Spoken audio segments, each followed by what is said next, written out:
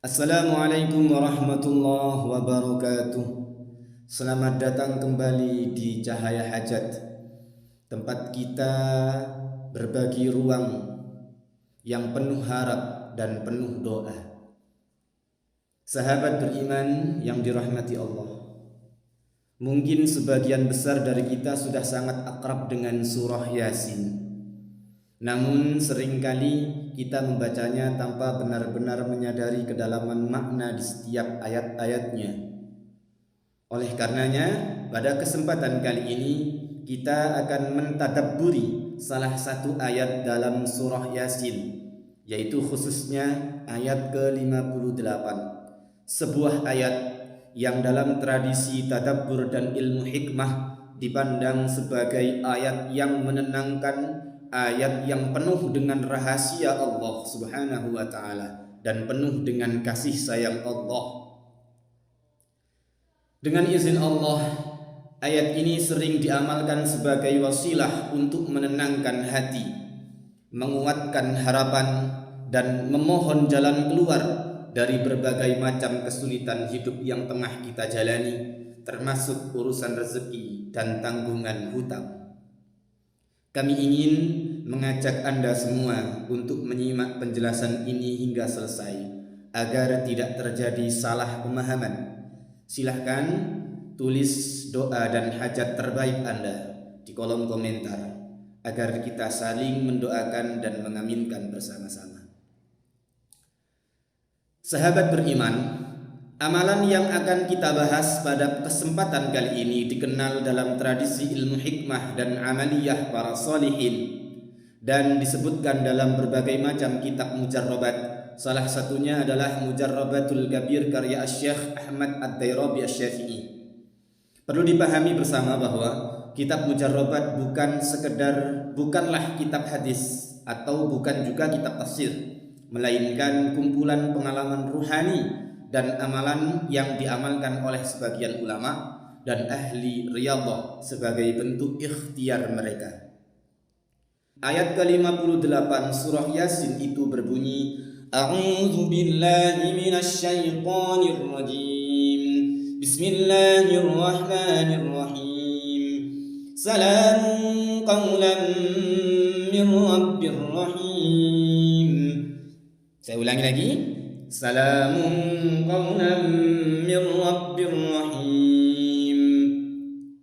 Ayat ini mengandung makna sangat dalam para sahabat, termasuk ketenangan, keselamatan, dan kasih sayang Allah Subhanahu wa ta'ala. Karena ketika Allah memberikan salam kepada hambanya, salamun qaulan min rabbir rahim, kepada hambanya, yang didahulukan adalah ketentraman hati. Dan dari ketentraman itulah seringkali Allah membukakan jalan keluar yang terbaik menurut kehendaknya.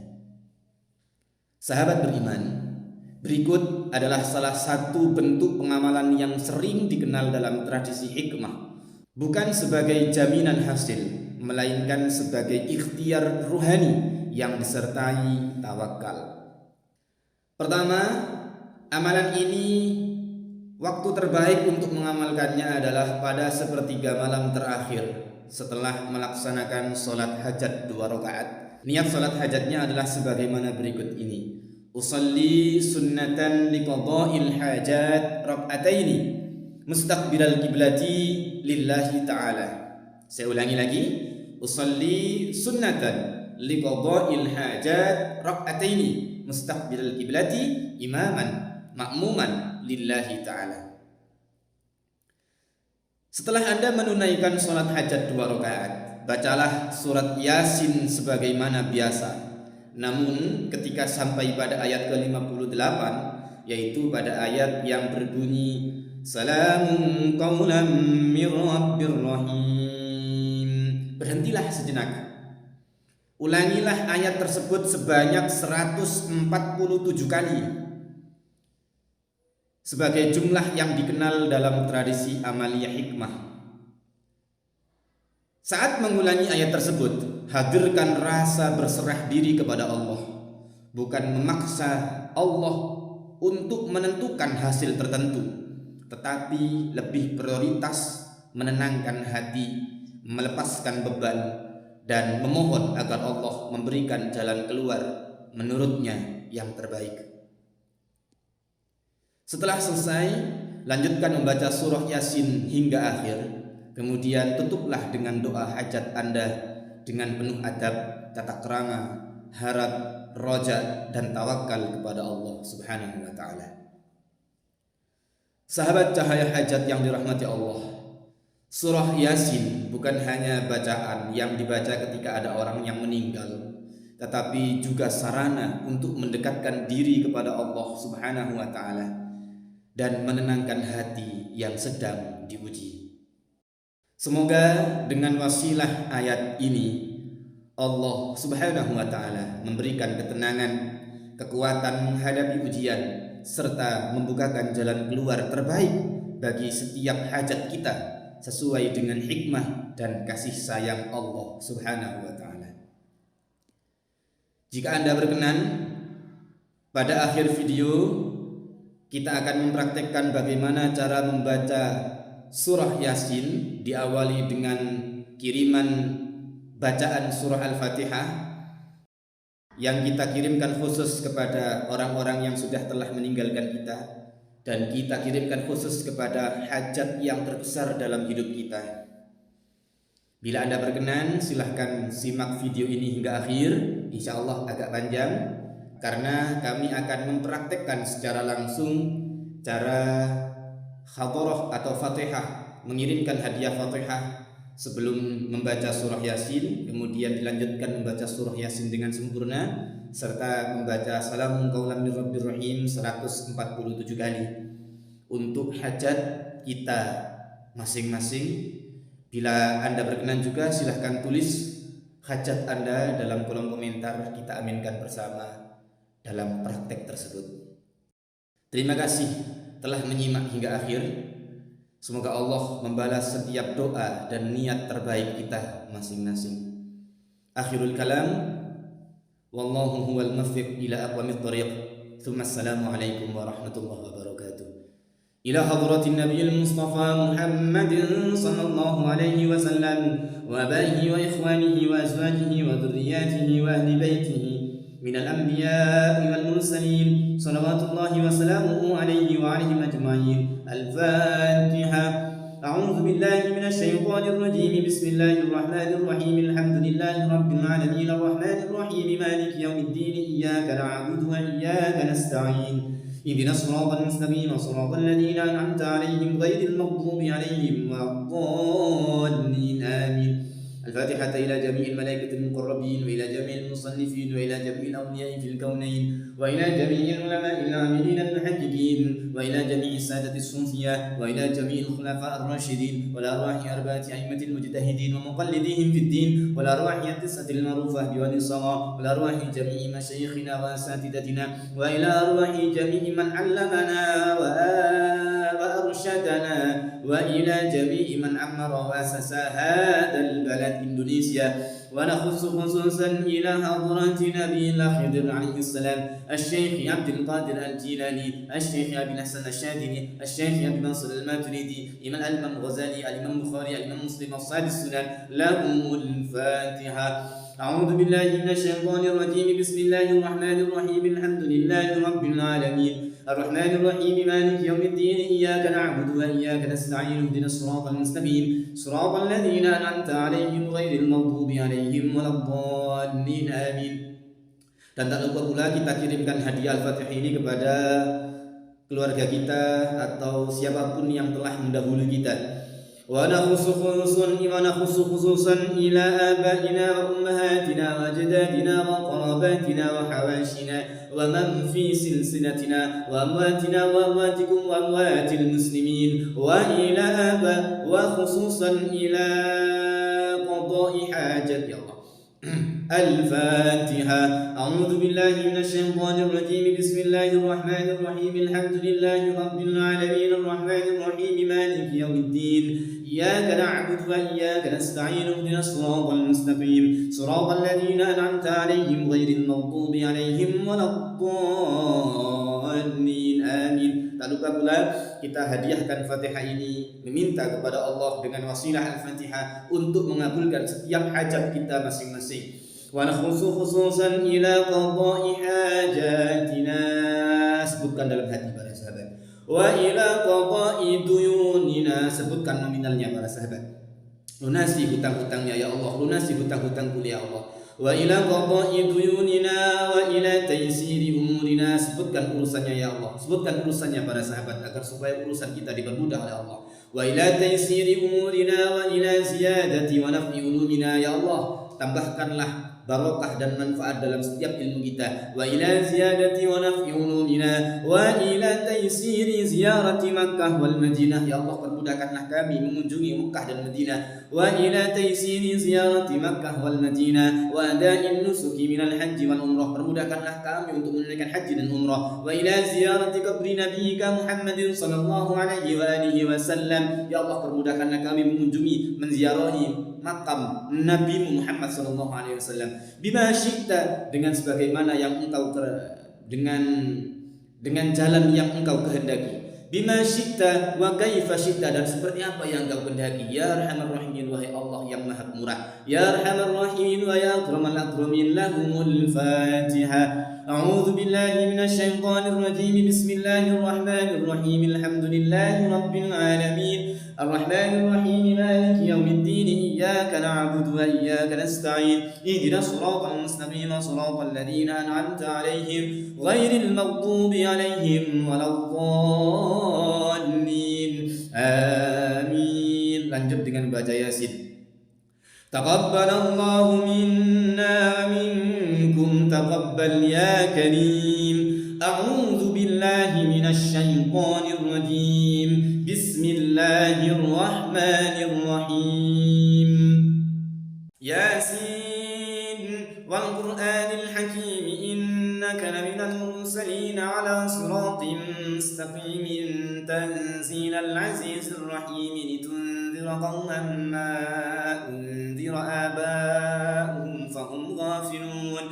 Laqad haqqal qawlu ala aktharihim fahum la yu'minun. Inna ja'alna fi a'naqihim aghlalan fahiya ilal adqani fahum muqmahun. وجعلنا من بين أيديهم سدا ومن خلفهم سدا فأغشيناهم فهم لا يبصرون. وسواء عليهم أأنذرتهم أم لم تنذرهم لا يؤمنون. إنما تنذر من اتبع الذكر وخشي الرحمن بالغيب فبشره بمغفرة وأجر كريم. إنا نحن نحيي الموتى ونكتب ما قدموا وآثارهم وكل شيء أحصيناه في إمام مبين. واضرب لهم مثلا أصحاب القرية إذ جاءها المرسلون إذ أرسلنا إليهم اثنين فكذبوهما فعززنا بثالث فقالوا إنا إليكم مرسلون.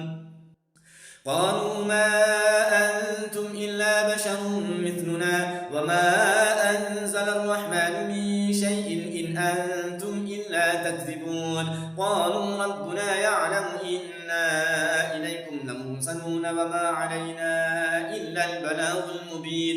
قالوا إنا تطيرنا بكم لئن لم تنتهوا لنرجمنكم وليمسنكم منا عذاب أليم.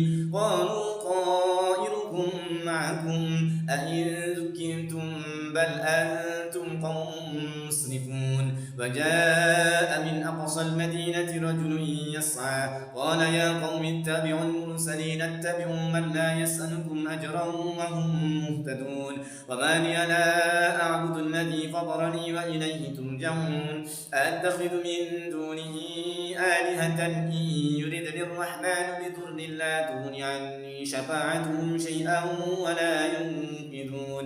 إني إذا لفي ضلال مبين. إني آمنت بربكم فاسمعون. قيل قيل ادخل الجنة قال يا ليت قومي يعلمون بما غفر لي ربي وجعلني من المكرمين وما أنزلنا على قومه من بعده من جند من السماء وما كنا منزلين إن كانت إلا صيحة واحدة فإذا هم خامدون يا حسرة على العباد ما يأتيهم من رسول إلا كانوا به يستهزئون ألم يروا كم أهلكنا قبلهم من القرون أنهم إليهم لا يرجعون وإن كل لما جميع لدينا محضرون وآية لهم الأرض الميتة أحييناها وأخرجنا منها حبا فمنه يأكلون وجعلنا فيها جنات من نخيل وأعناب وفجرنا فيها من العيون ليأكلوا من ثمره وما عملته أيديهم أفلا يشكرون سبحان الذي خلق الأزواج كلها مما تنبت الأرض ومن أنفسهم ومما لا يعلمون وآية لهم الليل نسلخ منه النهار فإذا هم مظلمون والشمس تجري لمستقر لها ذلك تقدير العزيز العليم والقمر قدرناه منازل حتى عاد كالأرجون القديم لا الشمس ينبغي لها أن تدرك القمر ولا الليل سابق النهار وكل في فلك يسبحون وآية لهم أنا حملنا ذريتهم في الفلك المشحون وخلقنا لهم من مثله ما يركبون وإن نشأ نغرقهم فلا صريخ لهم ولا هم ينقذون إلا رحمة منا ومتاعا إلى حين وإذا قيل لهم اتقوا ما بين أيديكم وما خلفكم لعلكم ترحمون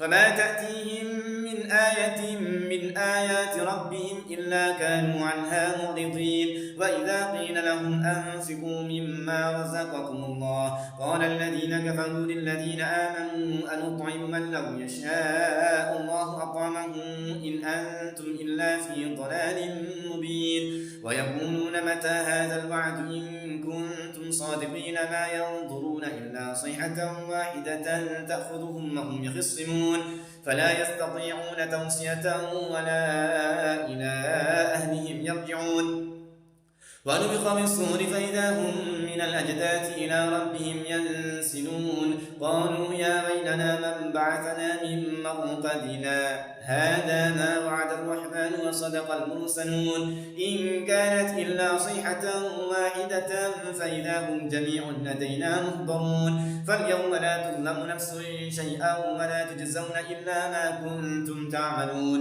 إن أصحاب الجنة اليوم في شغل فاكهون هم وأزواجهم في ظلال على الأرائك متكئون لهم فيها فاكهة ولهم ما يدعون سلام قولا من رب رحيم. Dibaca sebanyak 147 kali.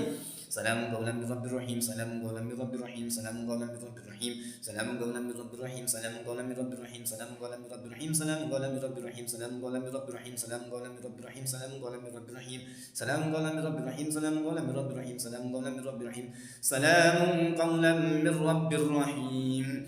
وامتازوا اليوم أيها المجرمون ألم أعهد إليكم يا بني آدم ألا تعبدوا الشيطان إنه لكم عدو مبين وأن اعبدوني هذا صراط مستقيم ولقد أضل منكم جبلا كثيرا أفلم تكونوا تعقلون هذه جهنم التي كنتم توعدون اصلوها اليوم بما كنتم تكفرون اليوم نختم على أفواههم وتكلمنا أيديهم وتشهد أرجلهم بما كانوا يكسبون ولو نشاء لطمسنا على أعينهم فاستبقوا الصراط فأنى يبصرون ولو نشاء لمسخناهم على مكانتهم فما استطاعوا مضيا ولا يرجعون ومن نعمره ننكسه بالخلق فلا يعقلون وما علمناه الشعر وما ينبغي له إن هو إلا ذكر وقرآن مبين لينذر من كان حيا ويحق القول على الكافرين أولم يروا أنا خلقنا لهم مما عملت أيدينا